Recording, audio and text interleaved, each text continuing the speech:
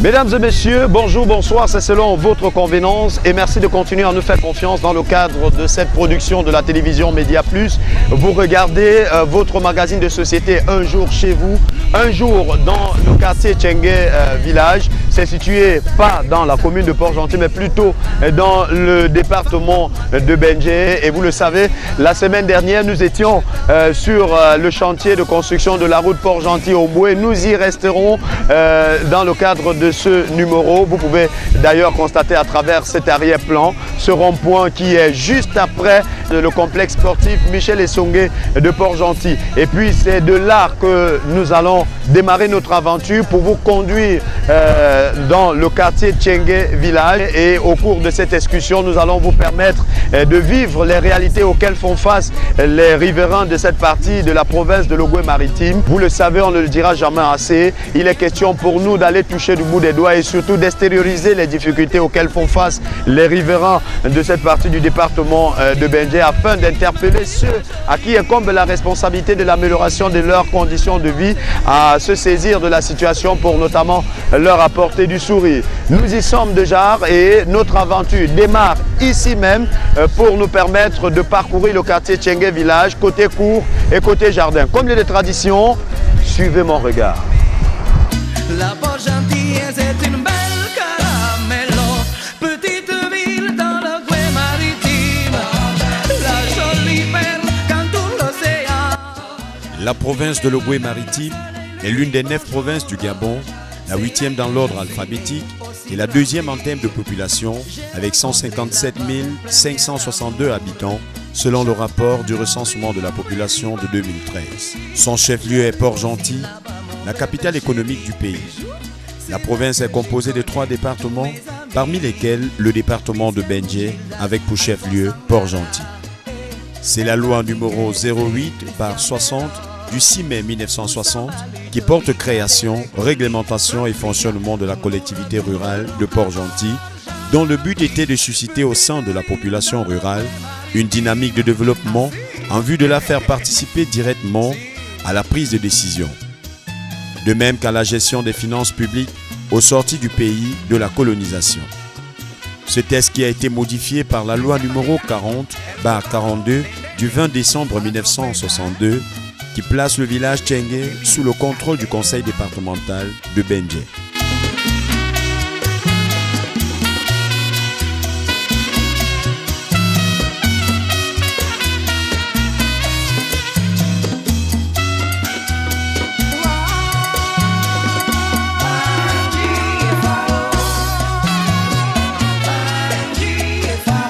Amis téléspectateurs, vous l'avez compris, c'est ici que notre belle aventure dans le quartier Tchengue Village va réellement démarrer. Et comme vous pouvez le constater, ce bistrot fait partie même des images d'accueil pour tous ceux qui vont au quartier Tchengue Village, puisque c'est juste à l'entrée même du quartier. Et en face de nous, nous avons le chantier de construction des 1000 logements. Nous allons maintenant rentrer dans le quartier Tchengue Village pour essayer, comme de tradition, de toucher du bout des doigts les réalités auxquelles font face les habitants de cette partie de la province de l'Ogooué-Maritime. Ne bougez pas d'un pas, notre aventure démarre tout de suite. Tchengue Village, situé à 10 km de la commune de Port-Gentil, dans la partie sud, compte aujourd'hui plus de 600 habitants. Il est l'un des villages du département de Benjé qui abrite l'une des plus grandes infrastructures sportives du pays, à savoir le complexe Omnisport Michel Essongué, qui a abrité l'une des poules de la 38e édition de la Coupe d'Afrique des Nations de football Gabon 2017. À côté de cela, les projets de construction des 1000 logements sociaux sur le lotissement de Dorade et de l'école supérieure de commerce sont des éléments partiels de réponse du gouvernement à la question du sous-développement du village Tchengue. Ces projets, une fois livrés, marqueront un tournant important pour l'amélioration des conditions de vie des populations de Tchengue Village, composées majoritairement des Gabonais de diverses ethnies et une faible minorité de ressortissants ouest-africains vivant essentiellement du maraîchage et de la pêche. Madame Hélène, vous faites l'agriculture depuis combien d'années? Je suis là, ça fait 5 ans. Qu'est-ce que vous cultivez ici? La salade, le basilic, le fait de dongon. Et vous vendez à qui? Les femmes ne connaissant les marchés. Les marchés de la ville. Non, marché au grand village Balis. Alors, et quelles sont vos difficultés au quotidien? Quels sont les problèmes auxquels vous faites face dans ce boulot d'agriculture? Ça là, c'est fort. Arroser toute la journée, caca de poule, l'engrais, médicaments. Mais maintenant, là, rien, ça ne s'assort pas. Le travail, là, on ne comprend plus rien. Il n'y a rien dedans maintenant. Il y a aussi la crise dans le secteur de l'agriculture. Oui, il y a la crise dedans. Il y a la crise dedans. Tout ce qu'on fait là, il y a les pertes dedans. On ne gagne rien. Voilà, vous l'avez compris, chers téléspectateurs, la crise n'est plus que pétrolière, elle est aussi agricole. On va donc essayer de faire quelques gestes quand même pour accompagner notre cher compatriote, voilà, qui exerce cette tâche. Donnez-nous une tâche à faire. J'ai déjà fini d'arroser. Je vous donne caca de poule, vous cassez, vous mettez dans le plan. Ok, il n'y a pas de souci, on va faire ça. Nous nous retrouverons à Port-Gentil, petite ville dans le coin maritime. Ah si, si.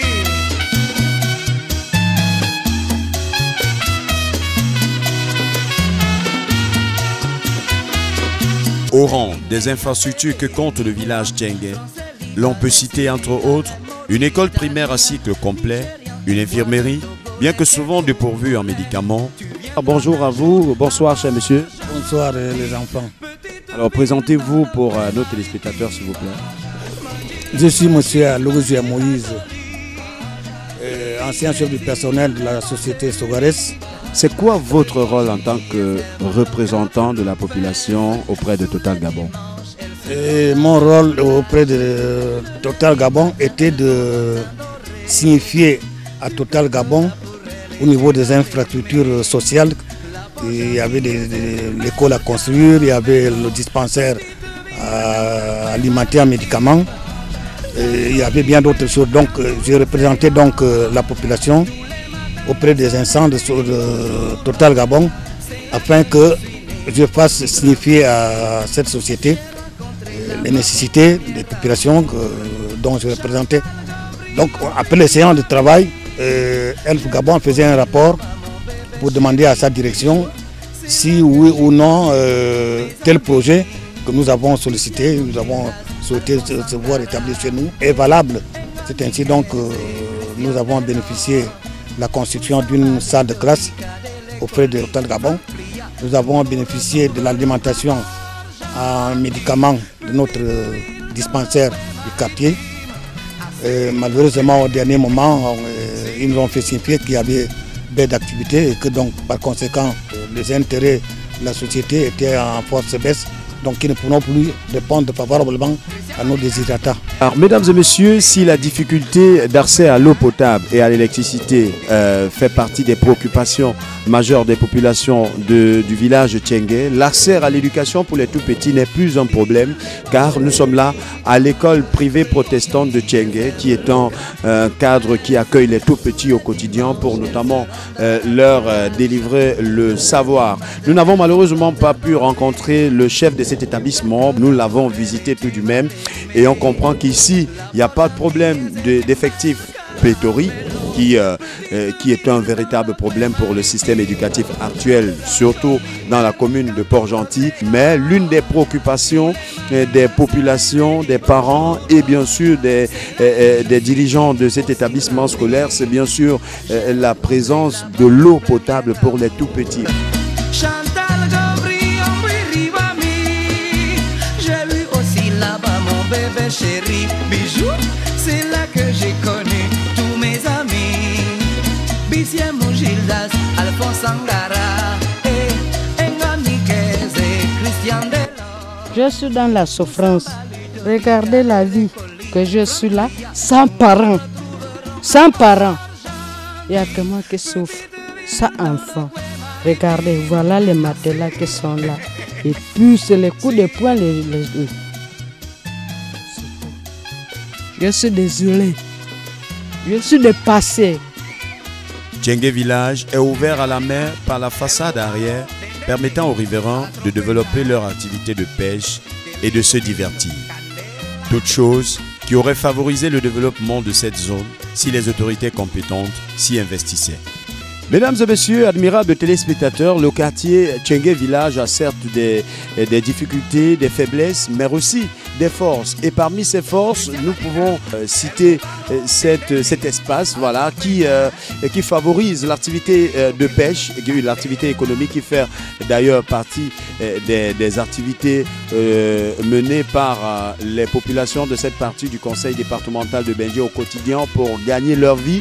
Mais également, nous avons cet espace de divertissement baptisé le Coco Beach. Et il fait beau vivre ici et nous comprenons que le dimanche, quelquefois, lorsqu'on se sent étouffé par le réchauffement climatique de l'autre côté de la commune de Port-Gentil, on a un cadre idéal pour déstresser un tout petit peu et pourquoi pas acquérir quelques énergies pour notamment reprendre une semaine en beauté les dimanches, surtout pour ceux qui peuvent se rendre du côté du club Sogara, c'est bien, mais pour d'autres comme nous bien sûr, voilà, on choisit plutôt le Coco Beach, c'est situé au quartier Tchengue Village. Faites-y un tour et vous trouverez certainement du plaisir à y être.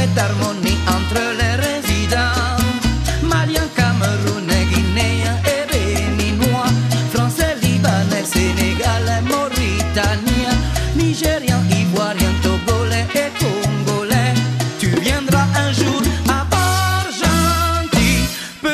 Pour vous qui êtes installés ici depuis 22 ans, on voudrait quand même que vous nous racontiez une petite histoire de ce quartier, une anecdote de ce quartier qui pourra peut-être arracher soit un sourire à ceux qui nous regardent et surtout édifier la jeunesse d'aujourd'hui sur l'historique même de ce village.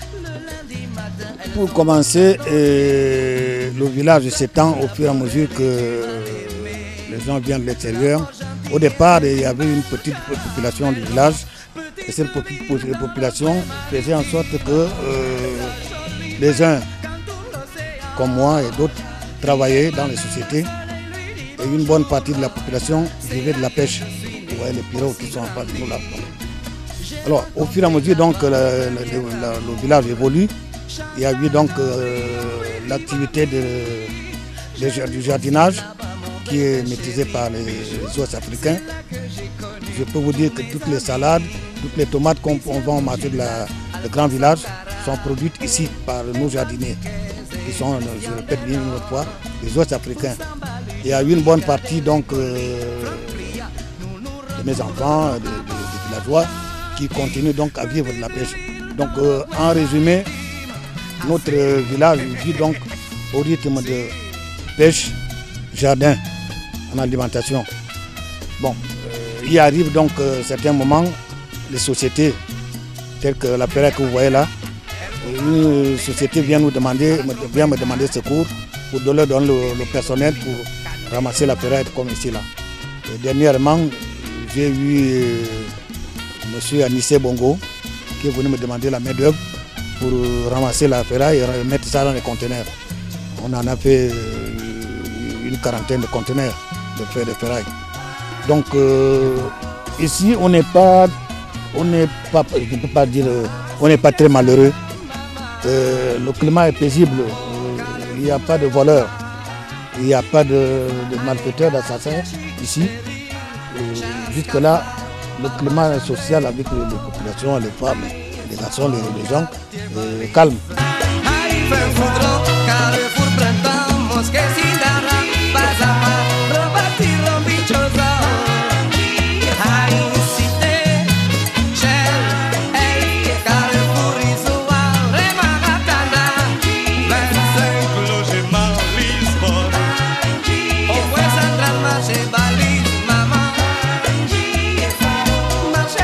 Voilà, mesdames et messieurs, je vous le disais, notre aventure dans cette partie du département de Bengué, à savoir le quartier Tchengue Village, se poursuit.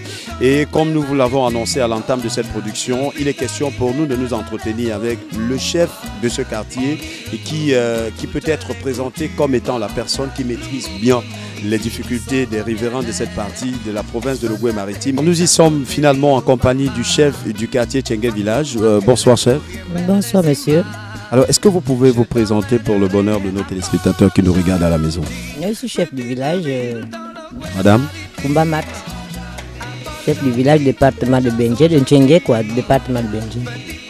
Alors, dites-nous, racontez-nous un tout petit peu l'histoire de ce quartier. En quelle année est-ce que vous, qui êtes chef aujourd'hui, vous êtes arrivé dans ce quartier? En 89, j'étais à Ranga, donc c'est pas loin d'ici, à 15 minutes de Pirogue.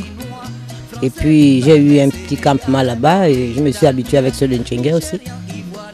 Et tous ces vieux-là me connaissaient, tous ceux qui étaient ici me connaissaient. Voici qu'aujourd'hui je suis devenu chef du village. Pourquoi? Parce que j'ai habité avec tout ce monde-là, j'ai reçu les conseils des sages.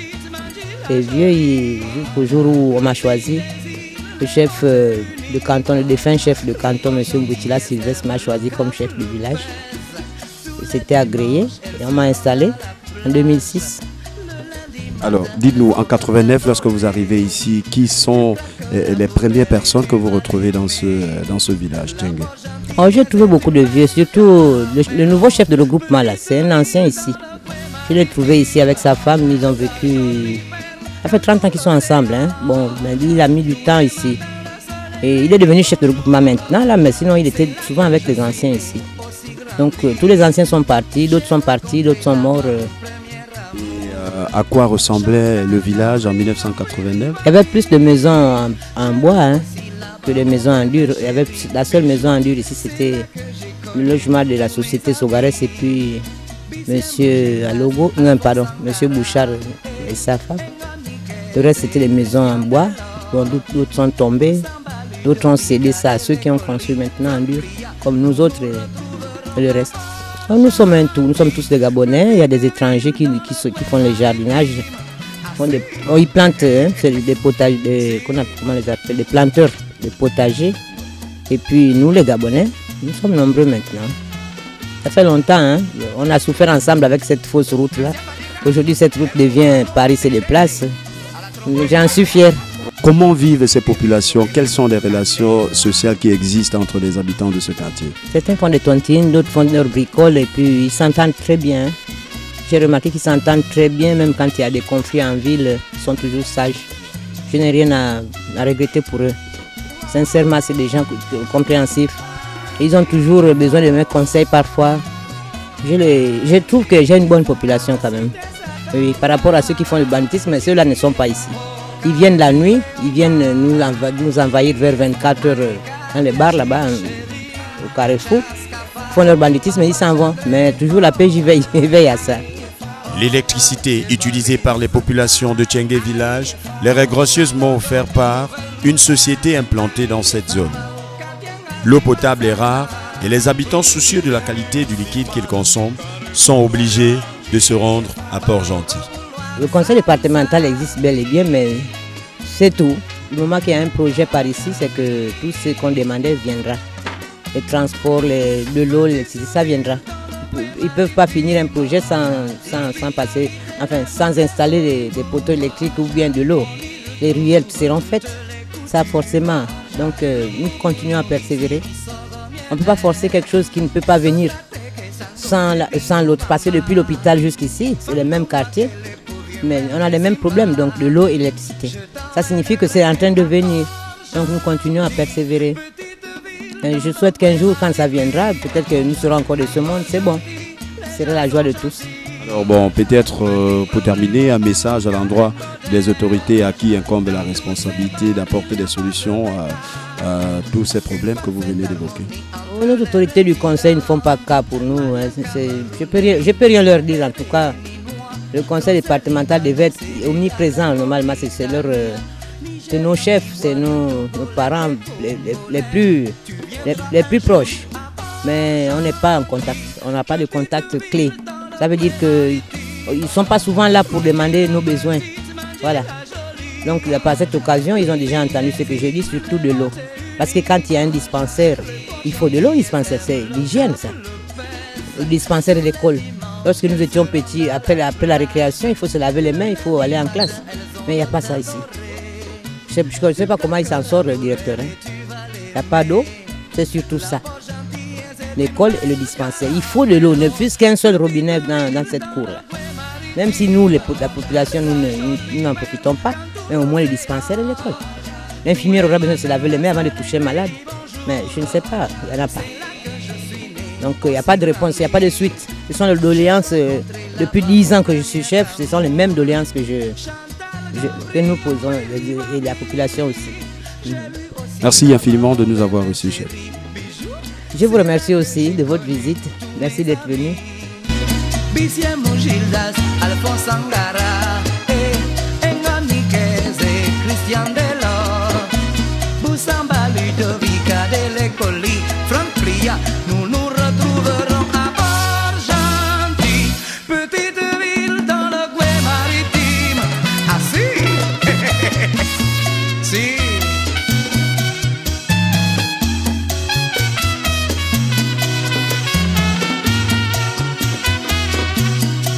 Cristian Patica, el cubano, dendende, a la trompeta, ¿eh? Qué lindo, candela. Voilà, amis téléspectateurs, nous sommes toujours dans le quartier Tchengue Village et cette fois nous sommes du côté dit zone dorade. Voilà, c'est ici, vous comprenez que c'est ici que les 1000 logements, le projet de 1000 logements institué par les plus hautes autorités de la République va se réaliser, ou alors se réalise d'ailleurs, parce que vous avez pu remarquer à travers les images de Raïs Bouanga quelques bâtisses qui sont déjà sorties de terre. Il y a également le complexe sportif Michel Essongué qui est déjà arrivé à son terme et qui a d'ailleurs abrité l'une des poules, notamment la poule de la 31e édition de la Coupe d'Afrique des Nations Gabon 2017. Voilà, donc nous y sommes parce que on est au quartier Tchengue Village et nous avons choisi de partager avec vous ces images.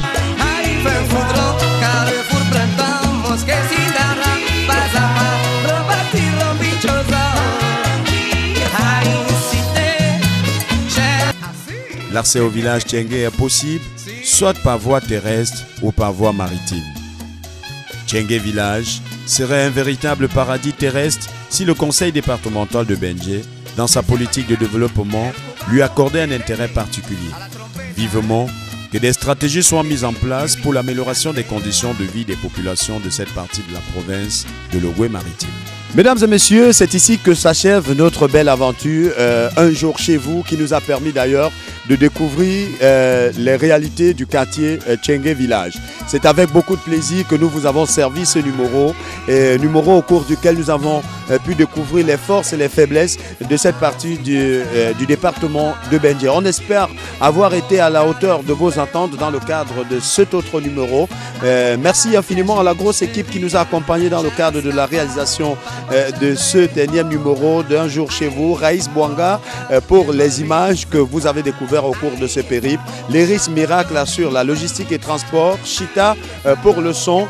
Larcel Combe pour la diffusion. Point final pour ce numéro Un jour chez vous. Avec le même plaisir, on se retrouvera dans un autre quartier pour un autre numéro d'Un jour chez vous. Vous savez où? Ça sera dans votre quartier. On arrive bientôt. Attendez-nous. Ciao.